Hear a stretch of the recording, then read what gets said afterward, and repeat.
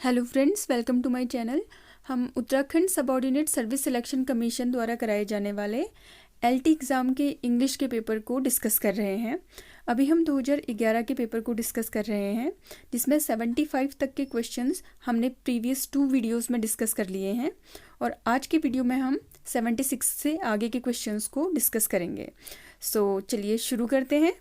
Question number 76 to 80 आपको बताना है one word substitution of the given phrase और सेंटेंस, यानी कि एक सेंटेंस या फ्रेज को एक वर्ड में क्या कहेंगे ये आपको बताना है ऑप्शंस में से।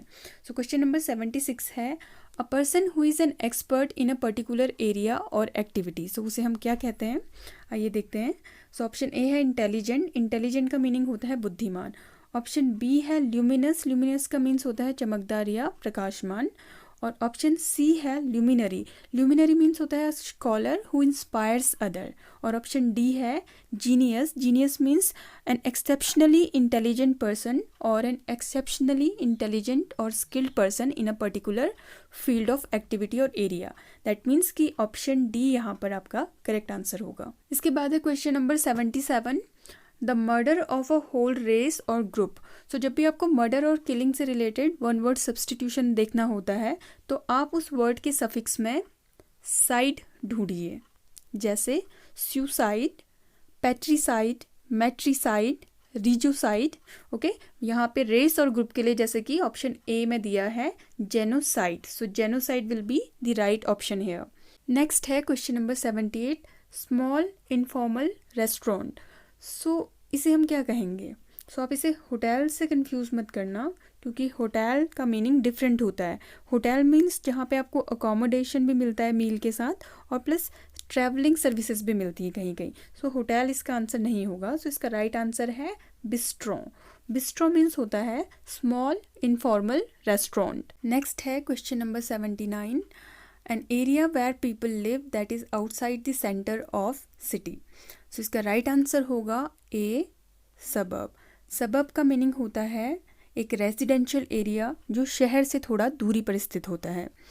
ऑप्शन बी है सटल। सटल मीन्स होता है सूक्ष्म। ऑप्शन सी है सबवे। सबवे का मीनिंग होता है underground way. And option D है डेसोलेट। डेसोलेट का मीनिंग होता है बैरन और ब्लीक, बंजर टाइप का area. Now question number 80 based on what at first seems to be true. So पहली बार देखने में जो सत्य लगे उसे हम क्या कहते हैं एक वर्ड में। Option C prima facie. So prima facie is the right answer.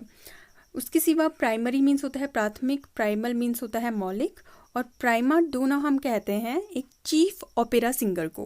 Question number 81 से 84 तक आपको गिवन सेंटेंसेस में से करेक्ट सेंटेंस को फाइंड आउट करना है। सो यहाँ पे देखते हैं क्वेश्चन नंबर 81 में है it is time you go home, it is time you went home, it is time you shall go home, it is time you go to home।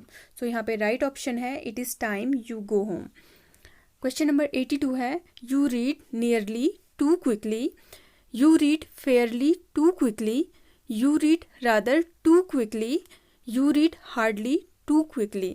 so यहाँ पे राइट ऑप्शन होगा option D you read hardly too quickly। Question number 83 है the differing जज gave his note of dissent. The differing जज gave his note of dissent. So spellings different हैं dissent की और sentence similar है और right spelling है option B में डिसेंट। द डिफरिंग जज gave his note of dissent. Dissent means होता है असहमति। क्वेश्चन नंबर 84 है the point you are raising is not pertinent to the subject. The point you are raising is not required to the subject. The point you are raising is not fit to the subject. The point you are raising is not prior to the subject. So यहाँ पे prior है, तो यहाँ पे right option है आपका option A the point you are raising is not pertinent to the subject। So pertinent का meaning होता है उचित या फिर relevant।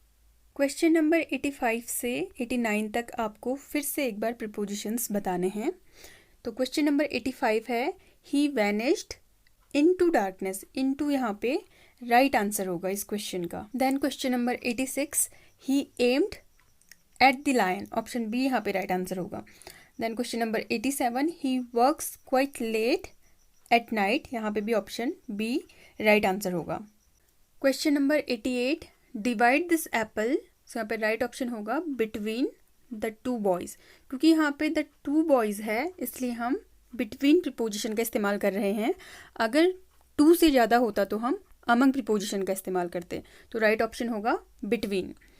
Then question number 89, are you afraid. So afraid के साथ हम हमेशा ऑफ प्रीपोजिशन का इस्तेमाल करते हैं। So A will be the right answer. 90 से 100 तक के क्वेश्चन हम अपने नेक्स्ट वीडियो में करेंगे।